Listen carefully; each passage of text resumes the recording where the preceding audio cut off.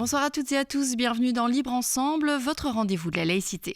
Médecins, épidémiologistes, biologistes se succèdent sur les écrans télé, à la radio, dans les journaux. L'expert scientifique semble avoir retrouvé la confiance et l'écoute des gouvernements et de l'opinion, nous rassurant par moments, nous alertant à d'autres. De quoi s'interroger sur la place des sciences dans notre société, mais sur la place aussi de l'expertise des activistes, des militants. N'est-ce pas eux qui finalement vont réactiver le sens commun, pour reprendre l'expression de notre invité ce soir. Libre Ensemble, Vinciane Colson, Jacques Nizan. Et cette invitée, c'est Isabelle Stengers. Bonsoir. Bonsoir. Et merci d'avoir accepté notre invitation. Vous êtes philosophe, émérite à l'Université libre de Bruxelles. Après avoir longtemps étudié les relations entre science et pouvoir, vous analysez plutôt aujourd'hui, dans vos derniers ouvrages, les risques que l'idéal scientifico-capitaliste fait courir aux vivants. Vous vous engagez aussi dans un vrai combat intellectuel pour une refondation des rapports sociaux et biologiques. Alors, citons deux de vos derniers ouvrages. Autant des catastrophes, résister à la barbarie qui vient, aux éditions La Découverte, et alors tout récemment, Réactiver le sens commun, lecture de Whitehead en temps de débâcle, aux éditions de La Découverte également. Alors, Isabelle Stengers, je lisais dans une recension à propos de ces ouvrages que c'était, je cite, une promenade et une immersion dans la philosophie profondément écologique et radicale d'Isabelle Stengers, une pensée anticapitaliste et écoféministe.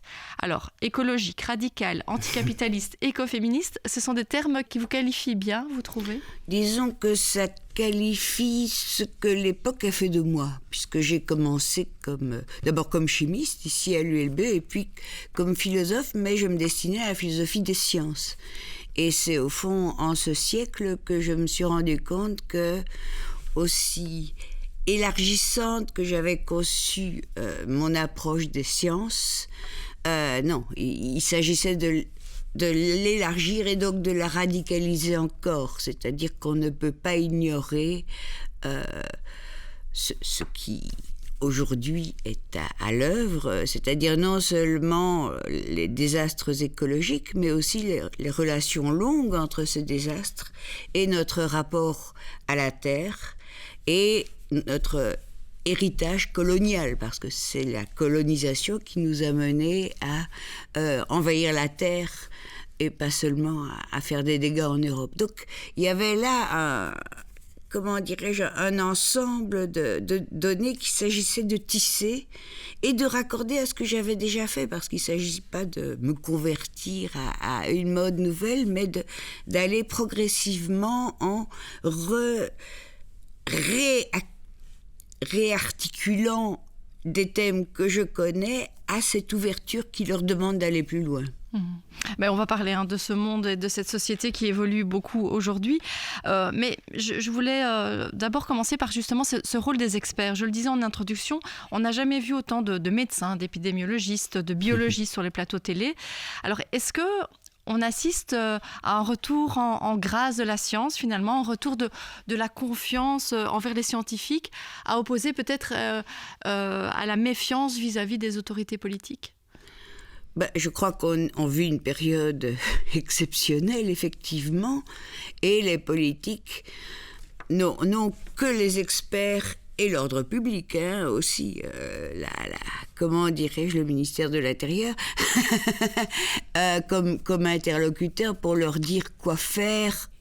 Il y a eu une législation d'exception et les experts sont les seuls dont on peut dire qu'ils savent quelque chose. Maintenant, qu'est-ce qu'ils savent ? Ils sont débordés comme tout le monde, puisque ce virus est nouveau. On ne cesse de découvrir qu'il est capable de choses dont on ne pouvait pas penser qu'il serait capable, plutôt des mauvaises surprises d'ailleurs. Donc, les experts sont là parce qu'il y a un grand vide, mais ils l'occupent vaille que vaille. Je dois dire qu'en Europe, ils peuvent être un peu moins caricaturaux qu'en France. Parce que la question de l'expert, c'est son honnêteté éventuellement. Et on ne lui demande pas toujours d'être honnête. Quand il conseille le politique, on lui demande de dire « ceci serait bien, je recommande ceci, la science est derrière vous ».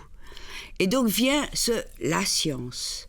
Et la science, je l'ai moins entendu en Belgique. Finalement, les experts belges ont souvent un certain taux d'honnêteté et d'humour qui va bien avec une tradition belge, tandis qu'en France, la science a été portée au nu, et donc en France, quand on m'interroge, on dit plutôt « Tiens, mais le public doute de la science », parce qu'ils ont entendu des experts s'envoyer des noms d'oiseaux au nom de la science. En Belgique, ça me semble avoir été plus doux, mais... Revenons en Belgique, il faut bien se rendre compte que les questions qu'on pose aux experts sont des questions qui, presque par définition, les débordent. Ou alors auxquelles ils donnent des réponses qui sont des réponses obligées par le rôle de la science d'avoir à répondre à des questions vaille que vaille. Par exemple, les fameux... Ça m'a beaucoup intéressé parce que c'était un objet de conflit en France. Les fameux tests cliniques, on dit c'est la science. Il faut attendre le verdict de la science. On l'attend toujours. Mais le test clinique, c'est pas du tout comme une expérimentation scientifique où l'enjeu c'est est-ce que j'ai trouvé la bonne question. Ici, on pose la question qu'il faut poser pour que les industries et les administrations se mettent d'accord pour rembourser un médicament. Est-ce que ce médicament est en lui-même efficace pour guérir ? C'est une mauvaise question, parce que guérir, c'est pas une question qu'on peut diviser en une molécule et le reste. Non. On sait depuis toujours que guérir, surtout pour des problèmes aussi compliqués que cette épidémie, implique une dimension de confiance, de croyance éventuellement. On dit il a bien lutté, comme si ça avait une importance, etc. Et il faut ignorer tout ça. Donc c'est une science mutilante pour obtenir un oui ou un non. Ce qu'on demande aux experts, on mutile la question, on pose une question dont on sait qu'elle est mauvaise.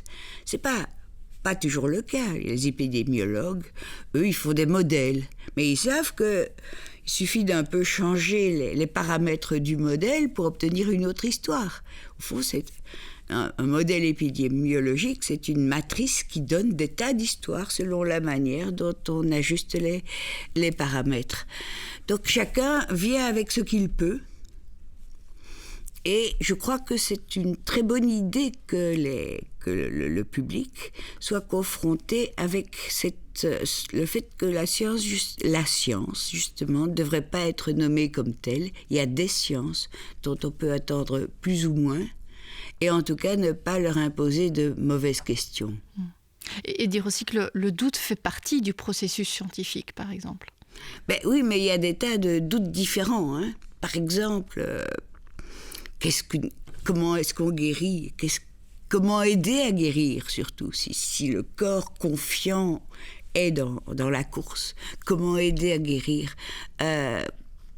C'est une question qui peut faire douter de la pertinence des tests cliniques, sauf par rapport à est-ce que ça empoisonne ou pas le corps, les nouvelles molécules. Mais, comment dirais-je, il est interdit de douter de cette question parce que c'est la seule qui est admise. Donc là, le doute est malvenu. Par contre, effectivement, quand on a affaire à des sciences expérimentales à leur affaire, on pense toujours à la physique ou à la chimie, etc. Mais le doute, c'est le cœur même de la science. C'est-à-dire que c'est parce que une proposition résiste aux objections des collègues qui disent « mais est-ce qu'on ne pourrait pas interpréter ça autrement ?» C'est parce qu'elle résiste à ça, parce qu'elle surmonte les objections, que les collègues deviennent convaincus. Là, c'est une entreprise collective et douter, c'est faire son boulot. On n'a pas à dire que le scientifique est sceptique par essence. Non, c'est par rapport à une proposition qui l'intéresse qu'il est vital qu'il voit s'il n'y a pas moyen de douter. Mais ça veut dire que ce qui prime, c'est est-ce que nous posons une bonne question ou est-ce que nous faisons quelque chose qu'on appelle un artefact. Mais il n'y a que les sciences qui peuvent contrôler en laboratoire leur objet, qui peuvent faire cela. Ce qu'il faudrait éventuellement comprendre, c'est que c'est que les sciences ont une pluralité forte. Ça dépend complètement de ce à quoi elles s'adressent. S'adresser à la guérison, c'est pas s'adresser à une molécule au sens chimique du terme. Et que parfois, c'est dans leur diversité que les sciences sont importantes. Par exemple, lors de l'épidémie d'Ebola, on s'est rendu compte qu'il fallait absolument faire venir des anthropologues, parce que les mesures de prévention de l'épidémie impliquaient une violence forte au rite funéraire. Eh bien, pour essayer de contacter ceux qui, dans les lieux touchés, avaient de l'importance, les anciens, etc., il fallait pouvoir parler avec eux, et leur parler avec respect, avec le respect qu'on doit à leur tradition, mais qui était violentée. Et donc, il a vraiment fallu faire venir des spécialistes de comment parler à des gens de culture qui ne sont pas la nôtre, sans tolérance, mais avec respect, un véritable respect, qui était le savoir nécessaire dans ces conditions. Donc c'est souvent, et c'est très peu cultivé, le moment où une science a besoin d'une autre, c'est la sensibilité que des scientifiques auraient dû, tout à coup, ici on a besoin d'autres, qui devraient être cultivés. C'est quel type de savoir devons-nous articuler et réunir pour être à la hauteur. Et ici, je crois que, par exemple, en ce qui concerne les vieux, etc., ça a été géré, les vieux en maison de repos, ça a été géré d'une manière assez abominable. Parce qu'on a vu l'urgence épidémiologique et on a oublié cultivé aucune imagination sur ce qui pouvait se passer là.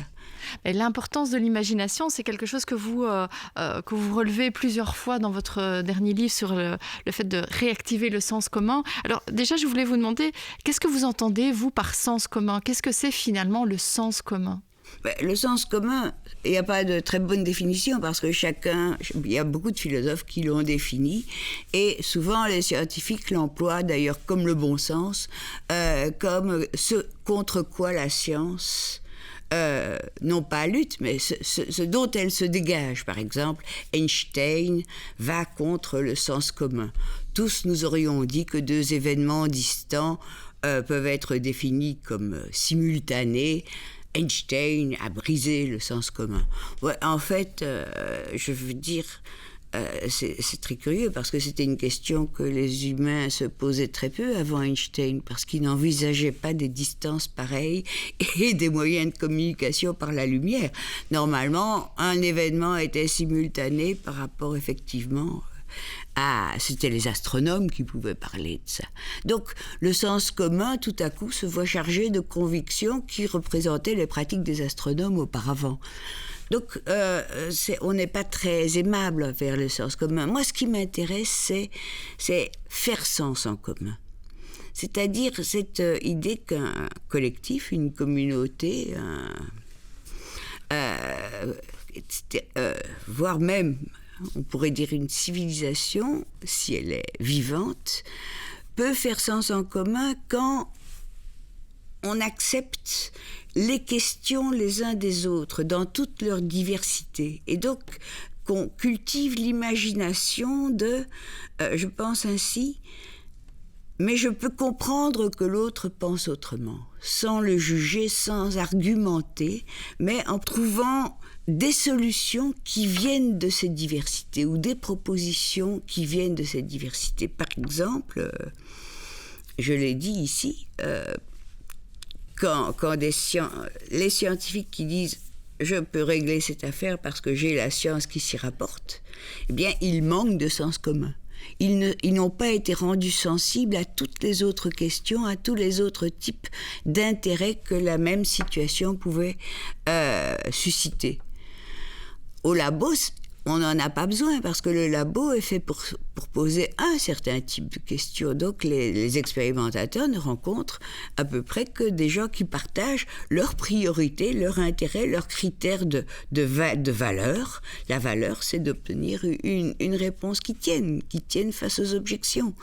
Mais dès qu'on quitte le laboratoire et les produits, comment dirais-je, résultats expérimentaux quittent souvent très vite le laboratoire, eh bien, ce manque de sens commun, c'est-à-dire ce sens spécialisé, je domine par exemple la question de la modification génétique, je pense aux OGM, devient caricatural. Tout à coup, il renvoie au secondaire toutes les autres conséquences de culture d'OGM dans les champs.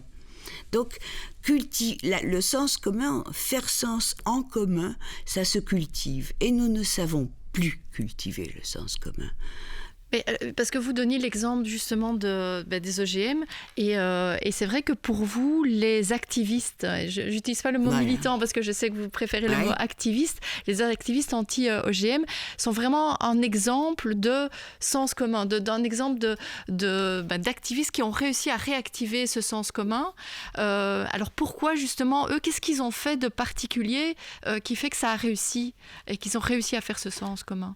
D'abord, le signe de leur réussite, c'est pas, pour moi, c'est pas qu'il y a plus d'OGM de par le monde, donc c'est pas une réussite totale, mais du point de vue qui est le mien, leur réussite est d'avoir justement fait bafouiller les experts, qui n'ont pas pu les accuser d'être irrationnels ou bien de dire ça s'arrangera, etc. Et ils ont pu le faire parce que, au lieu de privilégier, comme des militants auraient pu le faire, un type d'objection forte, mais pas seulement objection, chers collègues, avez-vous pensé que... Non, ces OGM, nous n'en voulons pas.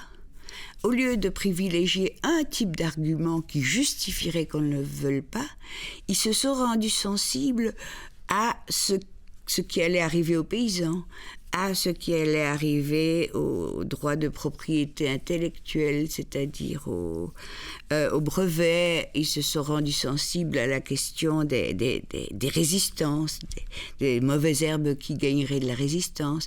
Ils se sont rendus sensibles en gros, à tout ce qui s'articule autour de qu'est-ce que l'agriculture.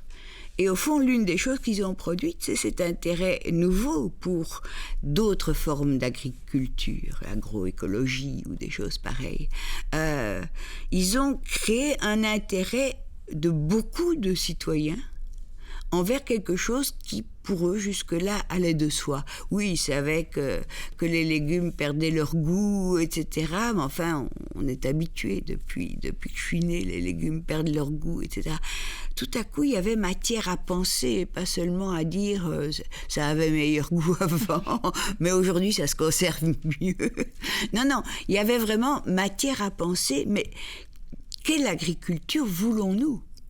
Et ça, c'est quelque chose qui continue et qui est l'un des résultats de ce penser ensemble qui, au fond, a fait de l'agriculture, des modes de production et de nos rapports avec la vie, en fait, une matière à penser.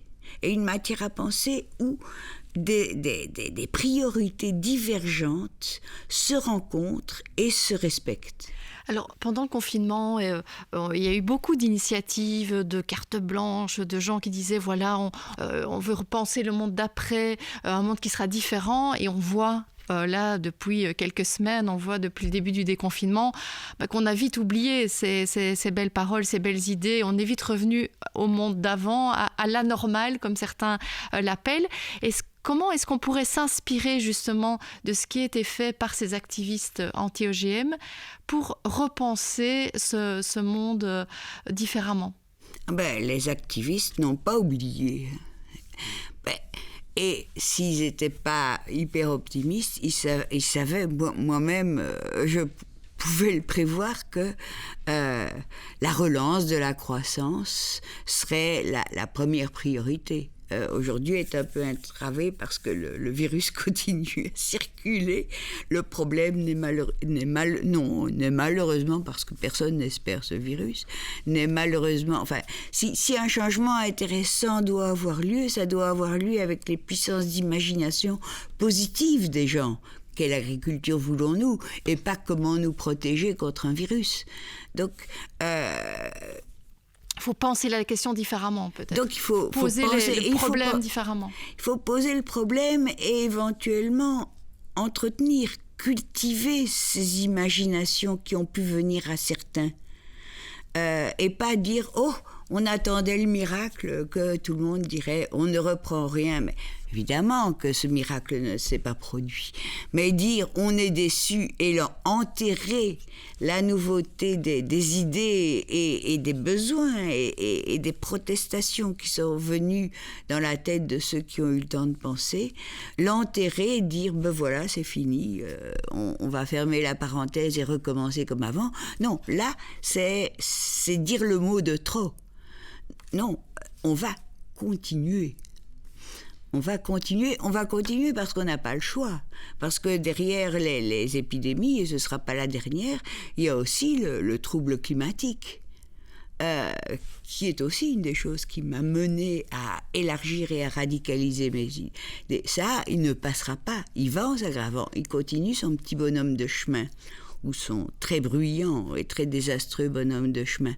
Et donc, d'une manière ou d'une autre, même ce qui a été imaginé pendant cette période va revenir autrement dans cet avenir. Et dans cet avenir, ce faire sens en commun, il va être vital. Pourquoi ? Parce que on lutte contre quelque chose qui... Le terme croissance est tellement bien, la croissance, veut dire business as usual. Nous devons recevoir le droit de continuer à exploiter la terre telle que nous l'avons conquis. Et ceux qui ont obtenu ce droit, arraché ce droit, imposé ce droit, ceux-là ne vont pas se laisser faire. Donc tout va être fait pour diviser.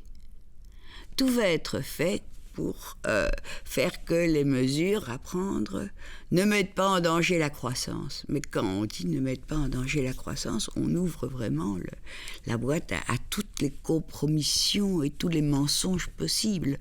Donc, savoir qu'on entre dans une période de grosse turbulence et que le faire sens en commun est vital pour ne pas se laisser faire et se laisser diviser, ça, je crois que c'est tout à fait, central. Et donc, on n'a pas le droit de dire « occasion perdue, on continue comme avant ». On n'a pas le droit. On doit dire « ça ne fait que commencer ».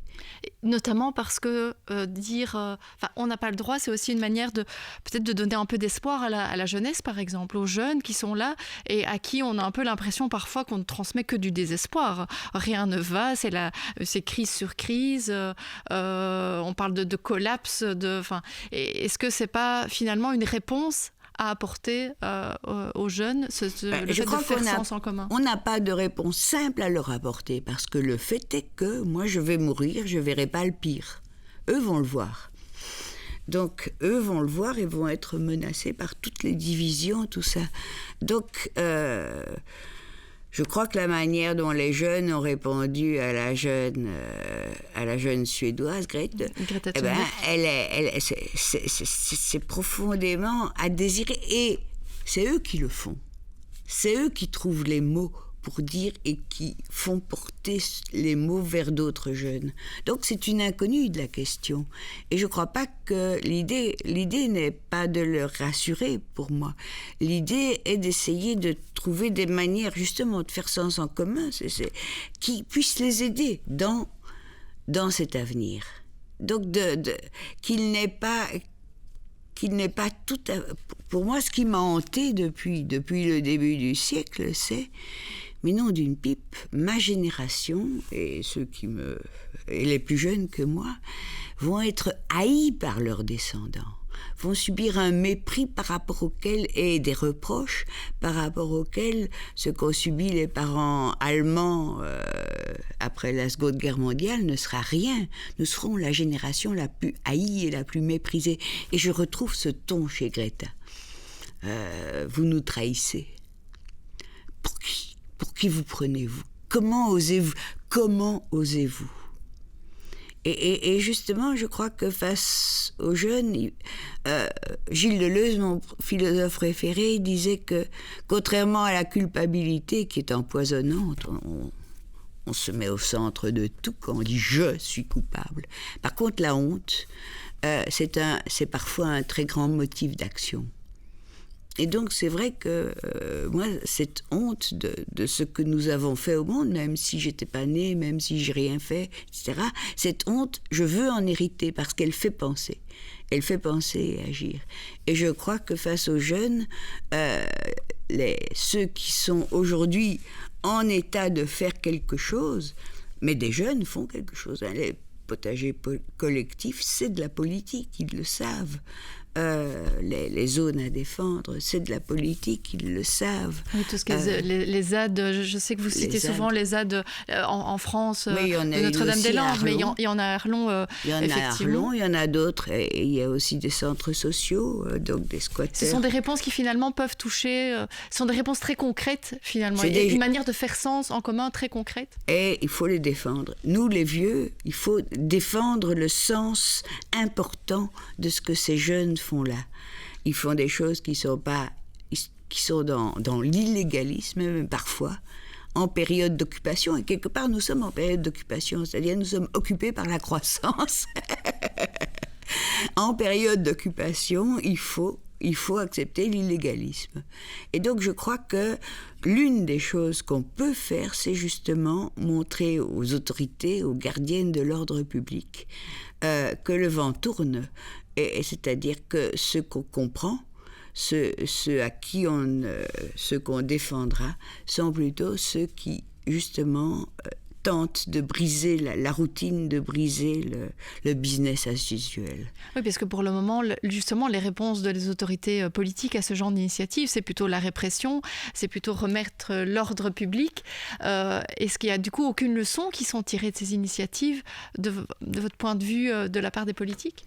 C'est-à-dire que les politiques sont... Je veux dire, la classe politique, et je ne vais pas dire c'est la faute d'un tel ou d'un tel, c'est un phénomène mondial, a cédé à ceux qui promettent la croissance tous ces moyens de régulation, de contrôle ou d'initiative. C'est ce qu'on appelle le néolibéralisme. C'est vraiment... donc, ils sont évidemment beaucoup plus encore débordés par cette situation dont on dit « nous savons que nous devons changer la vie, mais en respectant la croissance ». Ils sont beaucoup plus débordés que n'importe qui. Donc, quand la politique se sent débordée, elle fait donner les flics, évidemment. Enfin, on voit un peu partout une violence croissante de la répression policière. Donc, c'est quelque chose par rapport auquel, effectivement, je crois qu'un faire sens en commun de la part de ceux qui ne sont pas des activistes, de l'importance de ce qui se passe, de l'importance de ce qui germe dans tous ces mouvements, et de l'importance pour les jeunes du fait que ce soit défendu comme quelque chose qui compte, ça c'est un peu ce sur quoi je lutte, quoi. Mais en tout cas, vous luttez, vous le faites très bien, et j'encourage tous nos auditeurs, s'ils ont envie d'approfondir cette question, à lire 2 ou 3 de vos derniers ouvrages. Donc je rappelle, il y a Autant des catastrophes, Résister à la barbarie qui vient, aux éditions La Découverte, Réactiver le sens commun, lecture de Whitehead, En temps de débâcle, et il y a aussi Résister au désastre, dialogue avec Martin Schaffner, aux éditions Wild Project, Petite bibliothèque d'écologie populaire. Alors ce sont tous des ouvrages qui ont été écrits avant la crise actuelle, oui. Mais on a l'impression que tous, rien que dans le titre, répondent déjà à certaines des questions qu'on se pose aujourd'hui. Merci beaucoup Isabelle Stengers. Je rappelle, vous êtes donc philosophe émérite à l'Université libre de Bruxelles. Merci de nous avoir éclairés sur toutes ces questions. Merci à vous de nous avoir suivis, et une belle soirée à tous.